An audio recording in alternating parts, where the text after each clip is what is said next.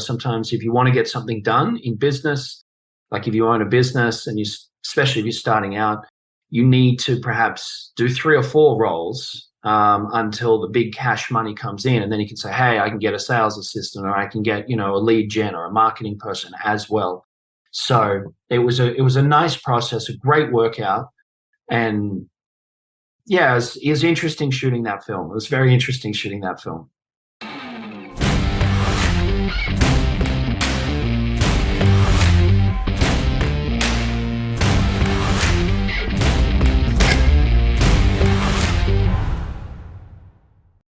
Welcome everyone to my special episode with Hollywood celebrity James Pratt, who just won his 3rd Best Actor award for this year only with his featured film Malibu Crush at the recent Los Angeles Film Awards in Hollywood.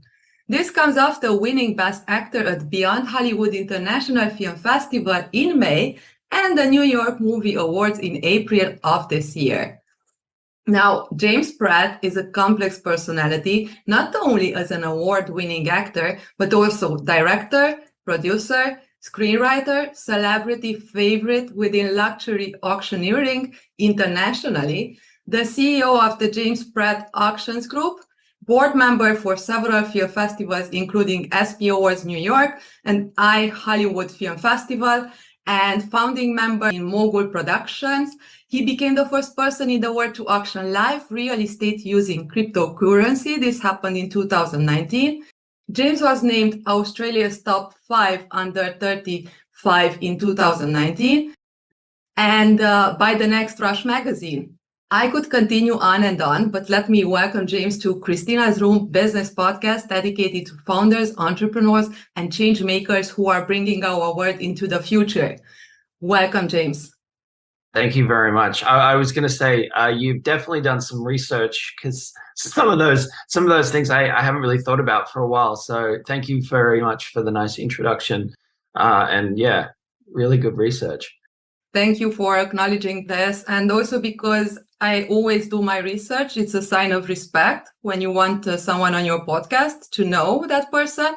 And I just wondering why other podcasters don't do that some, because I noticed this and most of my guests are very amazed by the same thing.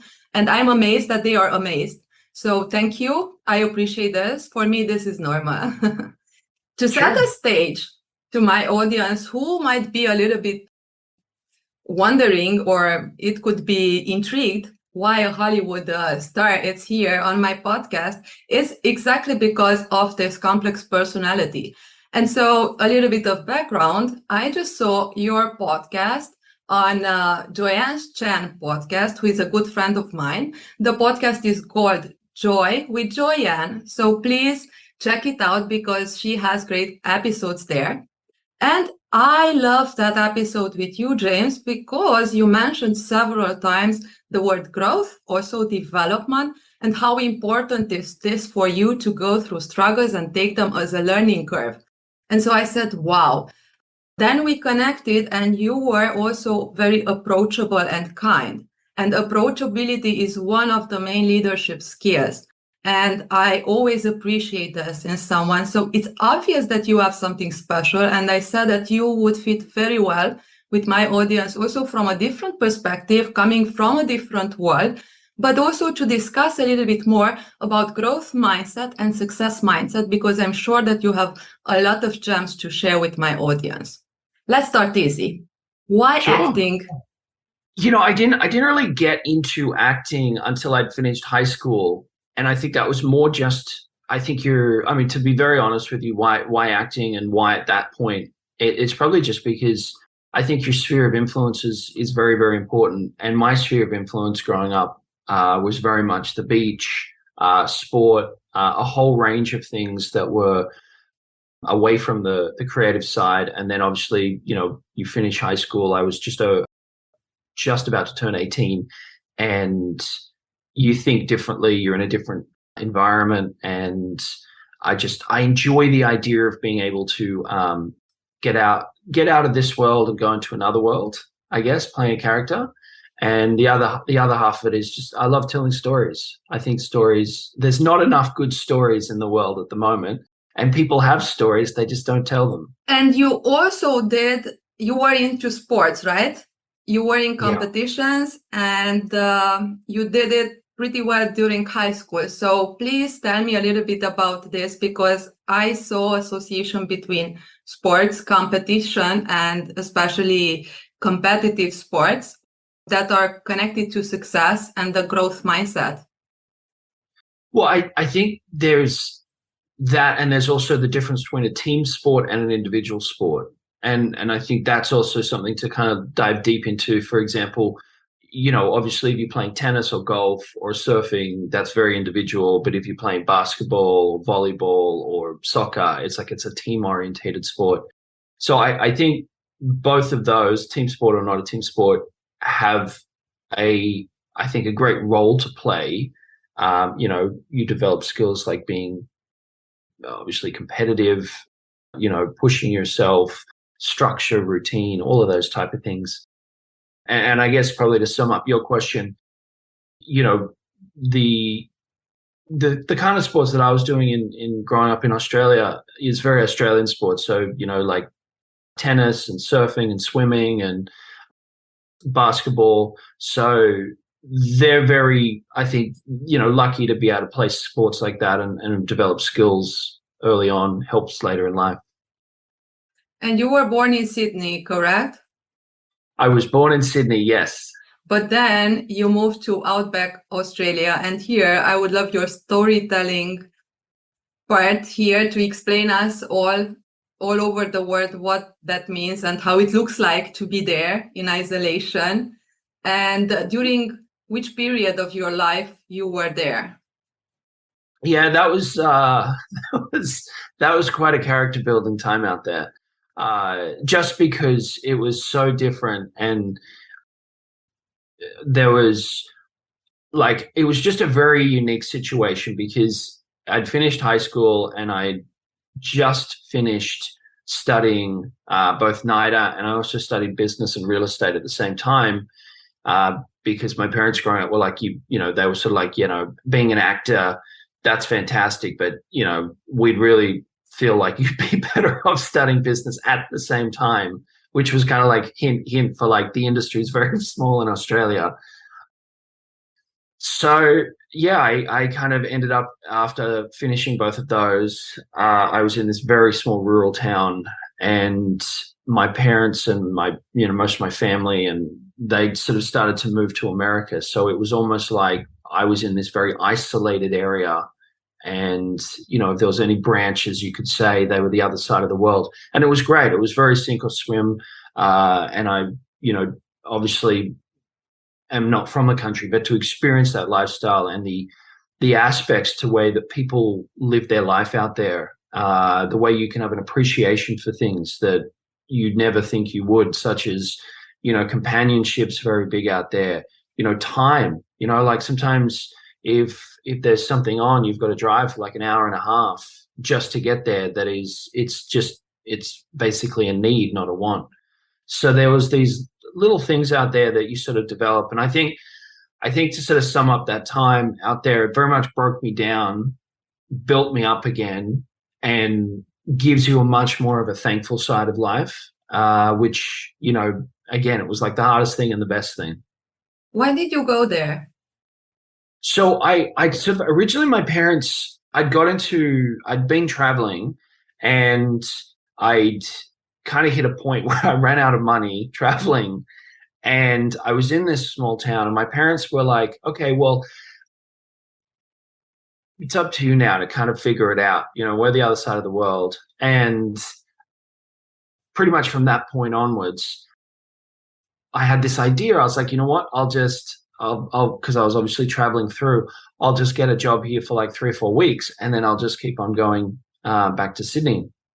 And obviously I didn't like the idea of kind of asking people for help. So it was I thought that's my best solution. And 1 month became 6 months, and 6 months became 12 months. And it was this thing where it was a lot of really good things happened there. That's how I fell into real estate auctioneering. I made a $200 short film when I left that was a finalist at NBC Shorts Fest. a lot of things happened that, you know, it was just a very unique situation. Yeah. And I would I put from day one to the end, it's all about growth out there. There was nothing but growth. I mentioned this because I find it peculiar a little bit. Also, maybe you know the story of Matthew McConaughey, who also had a revelation year in Australia, and he wrote that book. Yep. I think it's Traffic Lights. I'm not good with titles, but I know what's in the book and in the movies.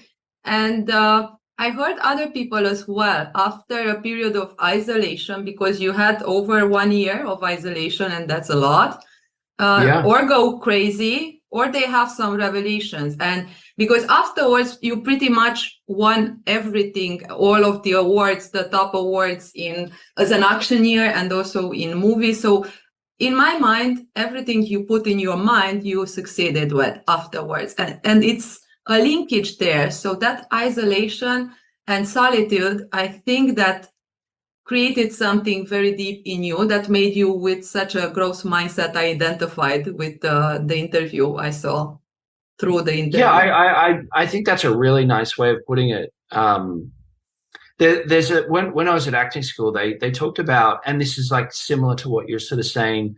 And I know the book you're talking about with Matthew McConaughey, but with the acting side of things, they talk about how, you know, let's say if you really want to be a good actor, like you talk about the top school in the world, like Juilliard, or these, like, you know, Royal Shakespeare in London, you know, actors go in there when they're, you know, just starting out, whichever age they're at, and they go in and they've got a list of baggage, whether it be, you know, speech, voice, you know, emotionally, you know, can't really break down, whatever it is. And it's that thing of like, it's not just suddenly giving someone the keys to the car and saying, okay, well, like, I'll tell you everything. You know, sometimes there is a point where you've got to, you know, strip down all the bad habits and get to a place where you can then rebuild up from. And I think there's something in that, certainly with people as well, where they get to a place where, yes, they're asking for how do they get rich in business, or how do they change this in their relationship. But there's also like an element where they need to take a step back and just strip away some of these bad habits they have, so then they can take on, obviously, these new tools, whether that be new tools in business, relationships, whatever their passion in his life. So I think that's a really interesting way that you brought that up about, yeah, being in isolation or being in a position where you can strip back and then go back and really, you know, go after what it is you're after. And you mentioned several times exactly the strip down, or until you are back to basics. So this stripping down concept to you, what does it mean exactly? Well, I think stripping down is a little bit also just getting rid of bad habits. And those bad habits could be laziness. They could be getting rid of things such as, you know, negativity, or even just toxicity of like, I always seem to attract the wrong people, is what some people might say. Because I think it's kind of goes hand in hand together. Like, for example, if someone says, hey, like, I want to be a personal trainer, but they're overweight, they've got to probably lose the weight first before they can advertise they're a personal trainer. So I think perhaps there's something, well, not perhaps, there is something in that idea of, obviously, if you're looking for self-growth, there's got to be a capacity that you can take on for growth. And maybe you've got to lose something, these bad habits, so that you can really excel with the growth. How did you get to NIDA? Because this is one of those schools you're mentioning. I hope that I pronounce it correctly, or it's NIDA. No. It's NIDA. Yeah, it's NIDA. Okay. How you call it? Yeah. So it's the most prestigious school of acting in Sydney, Australia. So it's pretty much like what you mentioned, between the best schools in the world. And so, how did you get in? Yeah, they have like a really annoying audition process. You've got to do like a round of auditions and another round. But when I did it, I only had to do one audition. And they're big group auditions as well. So it's like you go in like a cattle call, and you're kind of like acting in front of other people, this huge hall of other people, just for the audition. I feel like the audition is more kind of nerve-wracking than any sort of real acting in life. So. But I suppose they filter well who is talented and who is not, correct? Yeah, everyone's going to have their own opinion in the creative industry. I feel, whether it be schools, do you need to go to acting school? Do you don't? Do you need to go to film school? Do you don't? Just because, for example, you can look at, Jessica Chastain, who's won an Oscar and great actress. She went to Juilliard, and then you've got the other end of the spectrum where you've got Nicole Kidman. She never went to an acting school. So I think everyone's different, and it doesn't matter where you're at in life. Everyone's going to have a different journey. But for me, it was really good because it was one of those things that I love acting. I love creating stories. I love making movies. I love that. So I really enjoyed the idea of breaking a script down and then being able to, learn how to put things, beat changes, acting techniques, voice, movement, all of those things. I enjoyed that. And it's been great. And when did you study real estate? Exactly the same time as NIDA. Yeah, straight out of high school. Yeah. And then you had that sabbatical year plus, and then you wrote that short film. Yeah. So the timeline was high school, study, two things at once. I'd never recommend that. like if I had a choice, but it was fun. And then travel, and then Outback. And so coming back to Sydney, you could say I'd done all that training, and after sort of a year and a half in the country, I'd done all that training. I'd had all that done, but I hadn't perhaps gone into it as much. And that's where the interesting thing is, and I always look at the irony in this is, so if I wasn't in the Outback and I didn't make that $200 short film, I probably never would have got into directing as well. The only reason why I directed that short film is because you're in this very tiny country town with nothing but wheat fields for, acres and acres and acres. You can't really find like a local director or producer or, sound engineer or audio mixer. So it was that thing where literally forcing me to pick up a new skill set. And it actually, was one of the best things as well, because that was my idea of like, I really enjoy directing and I'd love to do one or the other, more in the future. I'm picking your mindset right now. That's why I'm creating this spot and timelines. So you went through sports. This cultivated your resilience, let's say, and competitiveness. Then you took 2 schools, not one. That was probably a rough period where you learned acting and real estate, correct? Yeah, I think that was, and I think that was also my influence saying, hey, the acting isn't really a big deal in Australia. Like another career would probably be a good idea. And I think it pushed me and it was great. So you accumulated tons of information. You learned acting, and that transforms you as a person because you need to enter in all kind of characters and then just shake it off. And we can discuss this a little bit later. And also to find a new skill and learn about real estate, so business skills. And also here, I suppose that acting helped because as an auctioneer, and you are pretty much the creme de la creme in this regard now internationally, especially when it comes to luxury real estate. And so now it's even confusing. You are a Hollywood celebrity or you are an auctioneer celebrity around the world. So you have more kind of businesses and you are known for multiple fields. And this is very fascinating. So back here, you accumulated all this information and then just afterwards, poof, isolated yourself for 1 year plus. Yeah, unintentionally, I will say as well at the time. It wasn't the plan. It definitely wasn't. But it was based because of the circumstances, correct? Exactly right, yeah. And circumstances, yeah. Circumstances pushed you to go there. And after that isolation, I'm interested about that moment, that crucial moment that just said, hey, this is enough.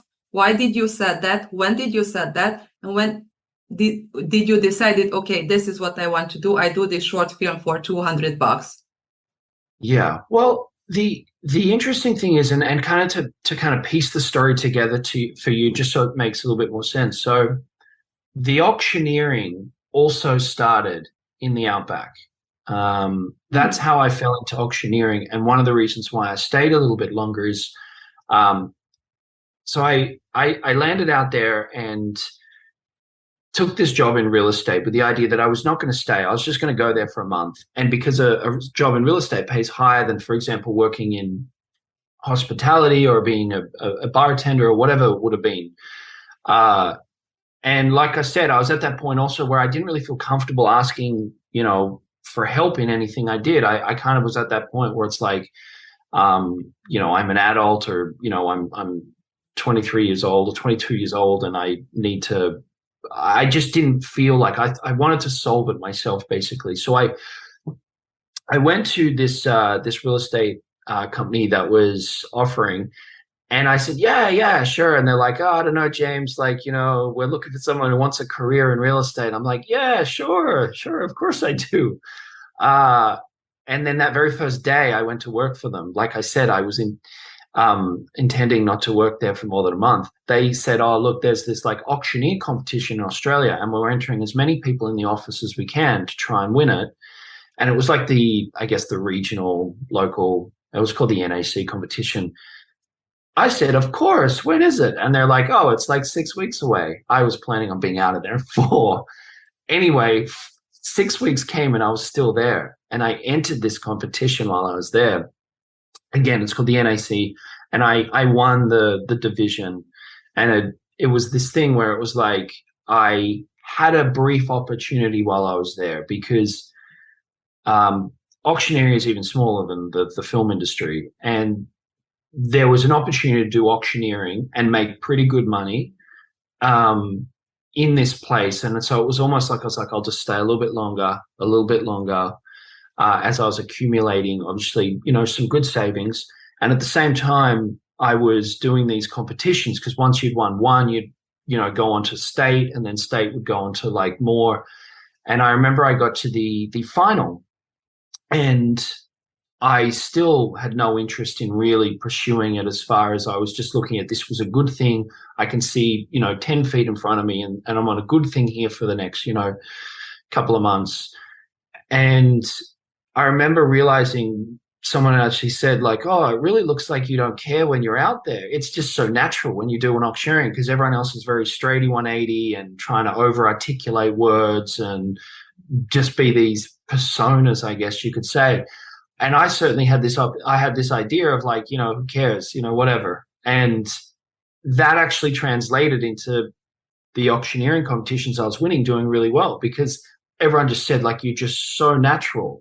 And to me, it was like, yeah, because I'm going out there with nothing really riding on it. And it was at that point when I came runner-up in Australia that I was like, actually, I could do something with this. And when I came runner-up from Australia, there was actually, quite a few job offers that came in from other places. And that's where I was like, okay, well, I need to progress. This is kind of like my day job right now. And my time here is ending. And it was at that point where I was like, oh, my time here is ending. It was almost like, okay, well, I also now want to get back into the film industry. So I want to get back into I've been here. And that's when I was like, okay, well, let's make a $200 short film. And like I said, and I've mentioned to you, that $200 short film just, blew up overseas when it got into the NBC Shorts Fest. And I found myself almost like catching up in time, because I'd gone from, being in the Outback, not doing any film work, to signing a deal with NBC Universal and having these job offers with auctioneering, basically there for me, which I thought was, it was a pretty interesting feeling, because like I said, I'd been very isolated. There wasn't a lot of young people, in the middle of there, but I had been developing a skill set. How long did you film that short film? That's a good question, actually. I would say probably, I think it's about 17 or 18 minutes. I'll have to look it up on IMDb again, but I'm pretty sure because it was going back into 2012. Uh, I think we filmed for probably 2 half days, one night, and then there was a day of doing just like what you call B-roll, or getting, establishing shots just of the local landscape. And now I wonder, comparing the two. So when you won the award and you became like a fresh star as an auctioneer and filming this, so two different professions. Were you the same, detached and cool while filming this movie and then send it into the US, or you were more involved here in this? With the film side, I feel like it's a little bit harder to fake it because because there's just a couple more elements to it. Meaning auctioneer, it's like it's not a team sport. Like it's just you. Filmmaking is very much a team sport. So, for example, you have that idea of, you have like, uh, edits of the film, compose actors, makeup artists. You really have to sort of collaborate with people. So I would definitely say I was probably more hands-on and more focused with the film. But maybe that's also because I was wearing 5 or 6 hats. I was the writer, director, actor, producer, editor. So you had Which, no time to be anxious. yeah, I think that's probably a good way of putting it. I think I was enjoying the process. I loved the idea that there was these new elements in the filmmaking process. I could get a chance of doing it, and if I have a chance, I do not want to do more than one hat. It's just, I feel like it all goes back to that thing where sometimes if you want to get something done in business, like if you own a business and especially if you're starting out, you need to perhaps do 3 or 4 roles until the big cash money comes in, and then you can say, hey, I can get a sales assistant, or I can get a lead gen or a marketing person as well. So it was a nice process, a great workout, and yeah, it was interesting shooting that film. It was very interesting shooting that film. Why do you think people freeze or they just don't perform well when they want something so badly? Because you were at the opposite side as an auctioneer at the beginning. Why? I think it's the whole, once they get nervous or they overanalyze it, it's like the brain stops functioning as fast. You get that hoarse, your throat gets tight, so your throat is very hoarse. And you also have that almost like, it's kind of like, I guess you could say, you stop driving a car at 80 miles an hour and people start driving at 40 miles an hour because the other 40 is just being used up as nerves. And again, probably the best term is, getting inside your head. It's all about mindset. Could you give us Yeah. some tips for those who are very nervous, especially if they want to talk in front of a board or investors, and they are super nervous and they want that money so badly, or that approval, and how they Yeah. could just align better from an expert or pro actor?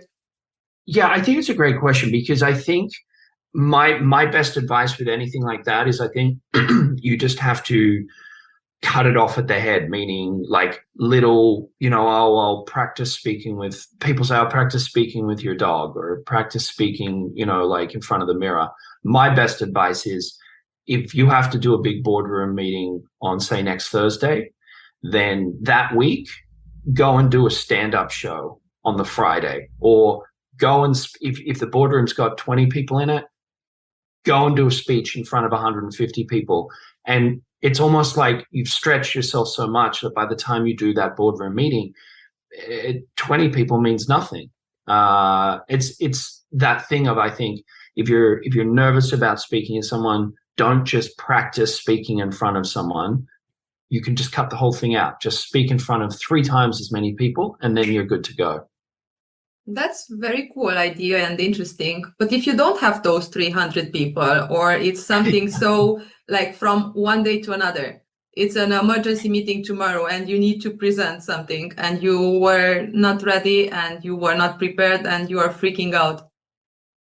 Yeah, I think if you're in that position where, again, like if it's tomorrow and you're sort of freaking out, my best advice is just breathe. Look up breathing exercises, because that is one thing you can control. Get yourself very centered. So when I say like get yourself breathing, and that's one thing you control, you can't control the weather, you can't control what people are saying behind you, you can't control that. But if you just stop and focus on like breathe in, breathe out, breathe in, breathe out, after 3 or 4 of just focusing on that, even if you don't feel it subconsciously, you've slowly started to kind of like take back the environment. I definitely mention try and if you're nervous, just try and write down the stakes. Like, what's the worst thing that can happen? It's not a big deal in the future. More than likely, it's maybe just that thing of, is it comfort or growth? Like, would you prefer to have the opportunity to be speaking in front of the boardroom, or would you prefer to be comfortable in being a lower position, but you never have to speak? I think everyone would be like, look, I'd prefer to be a little bit uncomfortable if it means more money, more whatever it is. And so just accept that it's growth, and, you can always do better the next time, and own it. I would just own it. Yeah. I suppose you have board meetings because you are part of several boards. So did you face such situations when you had something to maybe present and you just thought that maybe they won't go with it, and you needed to use more persuasion and some extra talent to pursue others? Do you have some such memories and something to share? What did you do? That's a great question. I think I was I was very lucky, like having NIDA and then auctioneering to kind of get comfortable speaking with people, because there was thousands of auctions and you have people shouting at you saying things like, hurry up, pass it in, why aren't you selling it? I'll give you $10 instead of, a rise of 100,000. So you get used to that in the moment. And I think with NIDA, that obviously, acting school definitely sort of like teaches you about how to be centered and speak properly. So I think I was very fortunate to cut that out. Where I've found I've probably been in a high pressure situation is just being not prepared. Like if I've had to make a presentation, or I've suddenly been told, oh, like, did you do this, in a large meeting? That's when I've probably gone, okay, well, I need to actually bring content to what I'm talking about. So that's probably something that I think I've experienced a little bit more. But yeah, I mean, there's definitely times, I think it's always more nerve-wracking, the thought of doing something, than what it really is. Like when you talk about mindset and people obviously having a good mindset. When I said, when you said, what would you recommend for someone, going and having to do a speech tomorrow? What is your mindset? Like, are you putting the stakes on this speech like it's life or death, and if you don't do a good speech, then you lose your job? Or is the mindset just more, this is uncomfortable, I really don't want to have to do it, but you know what? Worst case scenario, if my speech doesn't go to plan, I'm still going to have a job, I'm still going to be in a winning position, and there's bigger things. So I think just not letting the stakes be greater than they are in your mindset when you're going to do it. And that's, that's just obviously something you can win in life if you can keep pushing that sort of narrative and not overcomplicating things. Yeah, so basically to have a bigger perspective. This is what you're saying. Yeah. Yeah, and to put things into perspective. Mm-hmm. So don't put extra pressure on yourself if you don't need to. Perfect. Thank you.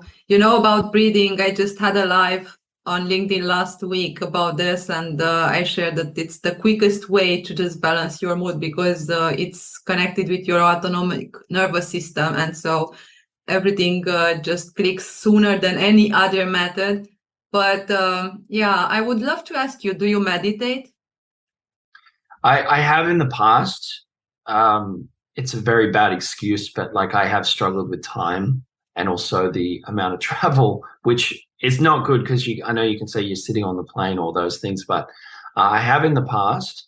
The technique that I really would recommend is one called the Alexander technique, which is great for a lot of it comes to both breathing and also like just posture and how you can obviously get the most out of things. So that was I learned that early on during the acting school days, and that has been something which I remember the teacher came in on the first day and I thought he was absolutely crazy. I was like, this guy is just like, he's off the wall.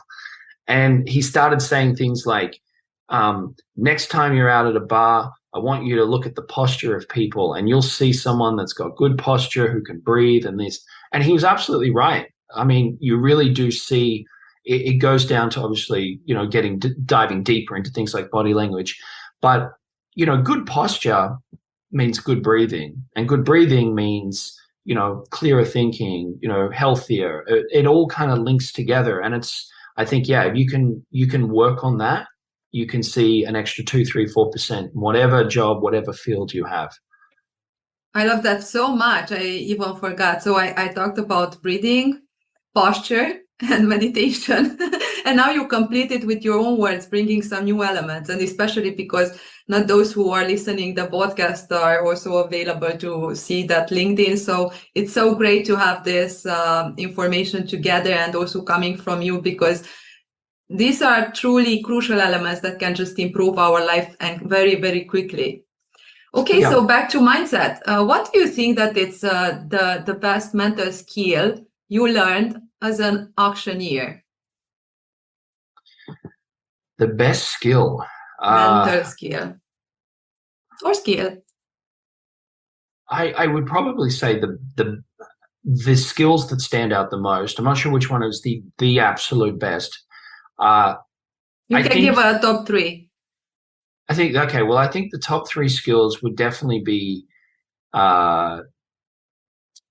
look, there's an element obviously of discipline. I think you have to be disciplined.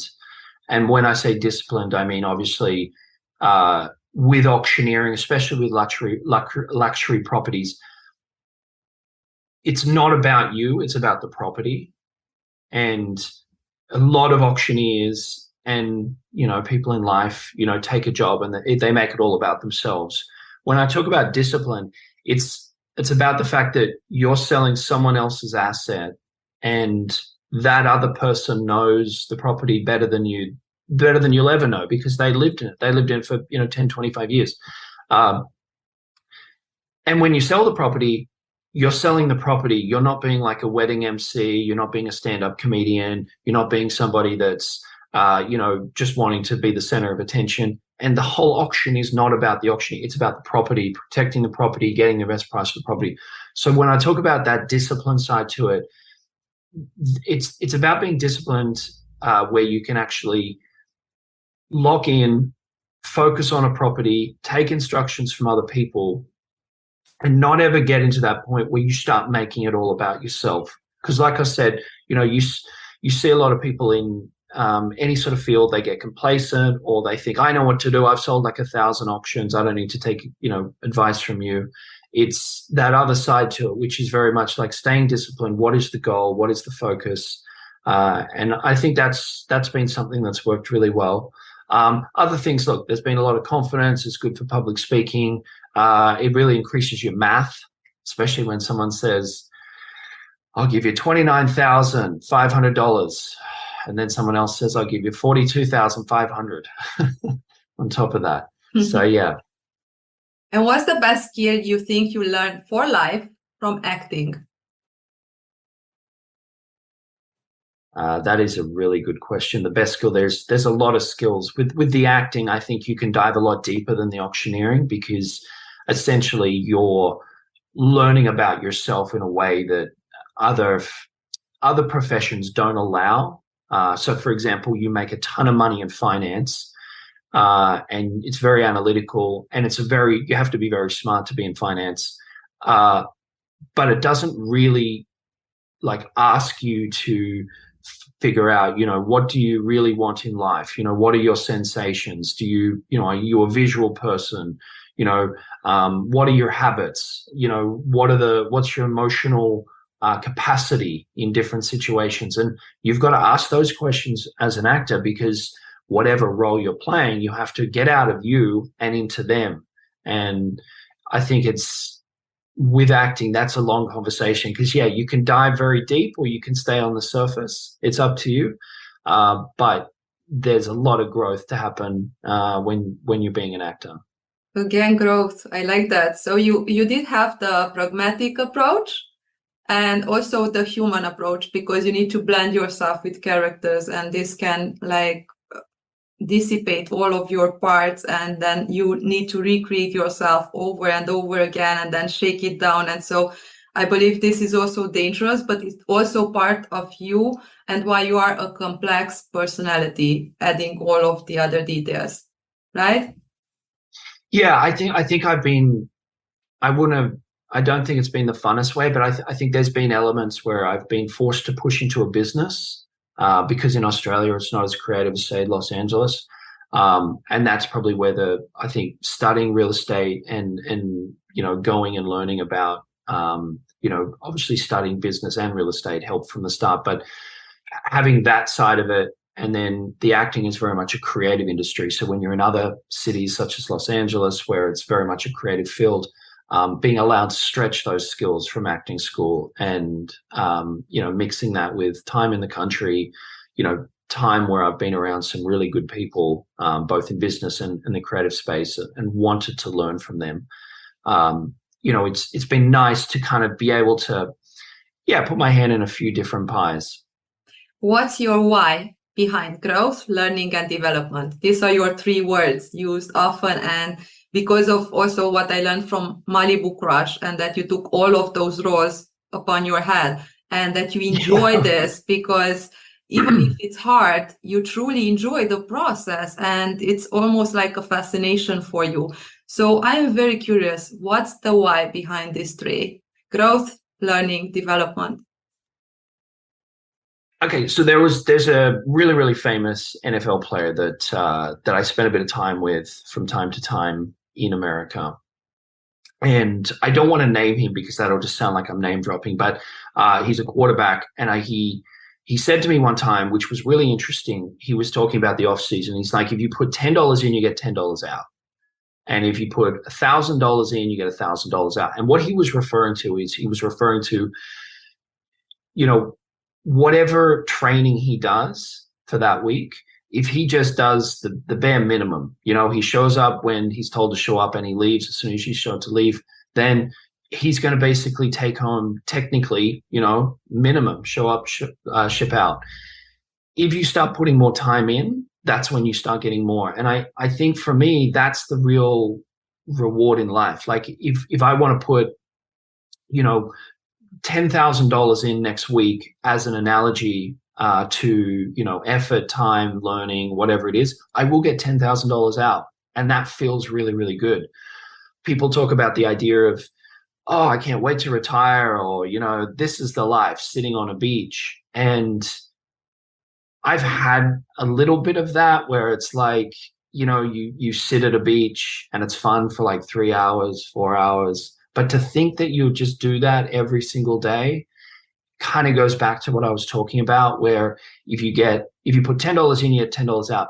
If you just lie at a beach for a week, then 3 weeks, then 4 weeks, it's not very healthy for your body. Your mind starts slowing down, technically, not critically thinking. You can't feel the same sensation after 4 weeks of lying on a beach thinking, oh, this is paradise, as you did for the first couple of days. So I think it's that I love the chase of finding these new areas to grow, putting $1,000 in instead of $100 in each week, or the analogy, and having that reward. Like it comes, like there's always a reaction for anything you do, and hard work always has a reaction, even if you can't see it from the way you want it. So I think that's, for me, that's the best part about life. The more you grow, the more actual reward you get. I love so much what you said. You basically gave a short lecture about long-term thinking and the compound effect and the magic that can happen with it. And this could explain a lot of your successes no matter what domain you want to pursue. And so now a little bit a sensitive question, I work with founders and entrepreneurs and C-level executives. And when it comes to entrepreneurship, especially, there is a lot of mental health issues, even if they don't accept it or they accept it too late because they focus on traction, on sales, on funding and other issues. But basically, it's a huge issue. And there is a research done by UC Berkeley where they found, and it's a recent one, 72 out of 100 entrepreneurs have mental health issues. So they are a risk group. And so I'm wondering now, and people start to talk about this, but it's still a stigma, and people hide that they are depressive or they have such moments or anxiety. Did you face any kind of mental health issues? I haven't gone down. I mean, I know people that have. I've got someone actually who's quite close to me. He's in the exact same space you said. He's in a tech startup and he has that roller coaster of like very, very, very, very big highs, and then almost like holding your breath lows, and then back up to the really big highs. I haven't had that, but what I can say is that I probably have had to learn about myself in order to get the peak performance out of myself, if that makes sense. So, for example, learning not to get stressed at certain things, or learning to put things into perspective, learning to identify what time I do my best work, all these things that I know they're a little bit of a shift away from mental health, but I think it's that same idea of like taking care of yourself or looking a little bit inwards about how you operate as a person, because it's the same thing. Some people are visual, some people are analytical. So, if you can't identify which one you are, you might be wasting, 80% of your energy stressing yourself out. Why can't I retain information? Oh, it's because I'm actually visual. I should start doing more of these things in my work. So I think it's looking inwards that has really helped me. Great. Now we switch gears to humor. What do you think is the role of humor in your life? Because I asked this, of course, because you were stimulated and inspired by Dumb and Dumber. This is one of your favorite movies by Jim Carrey. Yes. Yes, yeah. And it was also part of inspiration for Malibu Crush. So, but it's a goofy kind of comedy, and you do have all of these facets of yours, but you do like this goofy comedy and you want to continue doing such movies. So what do you think is the role of humor in your life, or the part that shapes James from the humorous part, and also how it helps?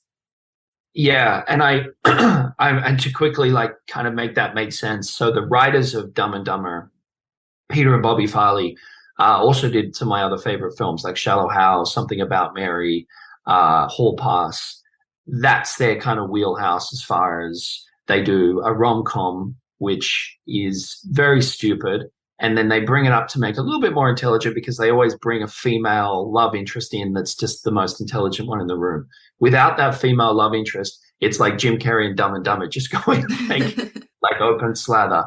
But I love what they do. I love the way that they write. And to me, that's probably something that's missing from the world as well. The world is quite tightly wound up at the moment. Everyone seems very sensitive about something, whatever it is. And humor, the role of humor for me is, it's essential. I mean, I would prefer to see right now anyway, I'd prefer to see a really goofy, stupid comedy that gives me an hour and a half of laughing than an hour and a half of a movie that's, trying to tell you this and it's trying to tell you that, and it's got a political angle and it doesn't have a political angle, and it's just something where you leave and you go, I'm not better off after watching that than I was an hour and a half ago. Great moment now for you to give a shout out for Malibu Crush. And no matter if you are a founder, a tech founder and scaling and entrepreneur with tons of things to do, it's a good moment to just detach yourself. And because of what James said before, to have that kind of moment where you just forget about any kind of problem and you rebalance your mental state through good humor. So please shout out about your movie. Yeah, I would encourage anyone that like Dumb and Dumber who wants to laugh to check out Malibu Crush. The premises are two guys, they've done nothing since high school. The opening scene of these guys, you'll see one of them spraying an old lady in the face with a fire extinguisher, and the other guy is ordering a pizza on the couch surrounded by trash. They really haven't done much with their life, and they have this, like, their intelligence level is not very high, and they have this idea that this girl that one of them dated for 3 weeks in high school still likes him. So they go to Sydney, Australia in search of this girl, and they ruin, I won't give it away, but basically they ruin all the relationships they have in Australia. They run off for people with golf carts, they shoot a terrible TV commercial, they send another person to hospital, and they finally meet this girl at the end, and you'll have to watch the movie to see her reaction when they see, when they meet again after 8 years of high school. I really love the way you described, and I can see how excited, passionate, and proud you are, because you involved yourself in all roles for this movie during COVID, and it was not easy for you. And I wish you the best of success. Already you have awards for this movie during this entire year, and it continues, like you just had another one. And I invite everyone to watch it and just have some real fun. And before you share where people can find you, I have a final question. If I would be your genie and I could give you all the money and influence in the world, what would you do with it? I would take a time out for, kind of like going into the country, I'd take a time out and really evaluate the situation, and then go back into this, let's say the city, the area, with what I'm going to do with the time and the money, rather than just make a quick decision or whatever I guess you could say my emotional needs were telling me at the time I need. I would want to step back, evaluate, and then go back and make an executive decision. That's such a great suggestion. Before great big decisions, to just get some time off and also go introspect and put all elements together, because you do have all the money and the influence, and you should be wise enough to do something, because you know that you can impact millions or even the entire globe. Thank you. Right. Yeah. Where can people find you? Reach out anytime on social media. It's James_Pratt7 on Instagram. It's the same on Twitter, James_Pratt7. James Pratt Official on YouTube, and James Pratt7 on LinkedIn. This was a real pleasure, James, and I wish you the best of luck for all of your projects this year and now with your movie. And I hope maybe we will have a second round later this year or next year. I'd love to. And thank you very much for taking the time to have a chat with me. I really appreciate it. Good questions. Thank you. See you next time.